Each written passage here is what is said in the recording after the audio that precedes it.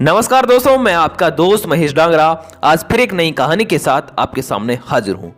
दोस्तों, एक बार की बात है, एक गांव में एक बिजनेसमैन आया और उसने गांव वालों से कहा कि मेरे पास एक स्कीम है और इस स्कीम के तहत मैं आपसे बंदरों को खरीदना चाहता हूं।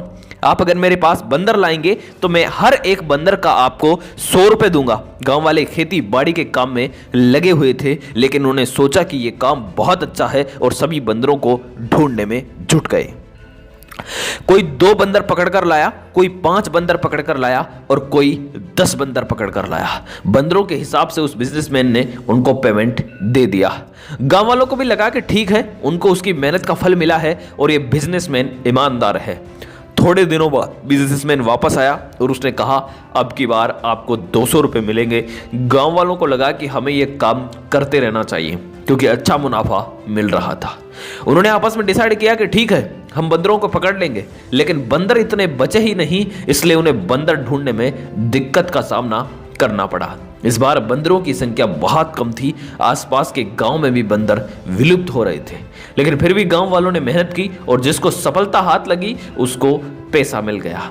अब की बार उस बिजनेसमैन ने गांव वालों से कहा कि अगर आप बंदर पकड़ कर लाएंगे तो आपको 500 रुपए मिलेंगे। इस बार गांव वालों को शक हुआ और सभी गांव वालों ने डिसाइड किया कि अब आगे से हम हमारी खेती का काम करते रहेंगे, हम इस बिजनेसमैन के चक्कर में नहीं पड़ेंगे।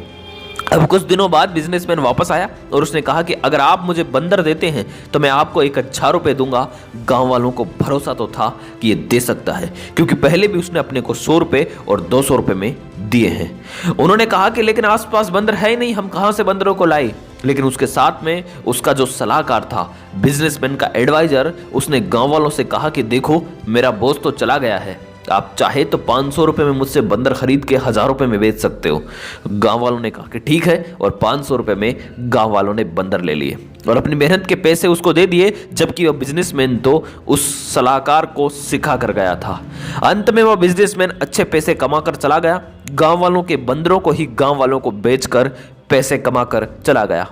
दोस्तों, इस कहानी से शिक्षा मिलती है कि जब आपको कोई अत्यधिक लाभ का झांसा दे तो उसमें नहीं आए, क्योंकि अधिक लाभ के झांसे में आने वाले अंत में उस गांव के किसानों की तरह हाथ मलते रह जाते हैं। उम्मीद करता हूं यह कहानी आपको पसंद आई होगी। अगर पसंद आई है तो इसे लाइक करें, कमेंट करें और चैनल पर पहली बार आए हैं तो सब्सक्राइब करना बिल्कुल मत भूलिए। धन्यवाद।